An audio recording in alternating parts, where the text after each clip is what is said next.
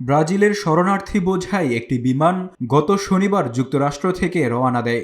বিমানটিতে ৮৮ জন শরণার্থী, ১৬ জন মার্কিন নিরাপত্তা কর্মী এবং ৮ জন বিমানকর্মী ছিলেন। অভিযোগ, ওই বিমানে সমস্ত শরণার্থীর হাতে হাতকড়া পরানো ছিল। ডয়চে ভেলের প্রতিবেদনে বলা হয়েছে, বিমানটির নামার কথা ছিল বেলো হরাইজনোতে, কিন্তু যান্ত্রিক গোলযোগের জন্য বিমানটি নামে মিনাস গেরাইসে। সেখানেই ব্রাজিলের প্রশাসনের চোখে পড়ে শরণার্থীদের হাতে হাতকড়া পরানো। এই বিষয়টি নিয়ে সরব হন ব্রাজিলের বিচার বিষয়ক মন্ত্রী রিকার্ডো লেভানডস্কি। ঘটনার কথা তিনি জানিয়েছেন দেশের প্রেসিডেন্ট লুলা দা সিলভাকে। এরপর প্রেসিডেন্টের হস্তক্ষেপে ওই বিমান থেকে সমস্ত শরণার্থীদের নামিয়ে দেশের বিমান বাহিনীর বিমানে সম্মানজনকভাবে শরণার্থীদের নিজ নিজ রাজ্যে পাঠানো হয়। ব্রাজিলের সঙ্গে ২০১৭ সালে যুক্তরাষ্ট্রের একটি দ্বিপাক্ষিক চুক্তি হয়েছিল বলে দাবি করা হয়েছে। এর আগেও একটি বিমানে ব্রাজিলের শরণার্থীদের ফেরত পাঠানো হয়েছিল।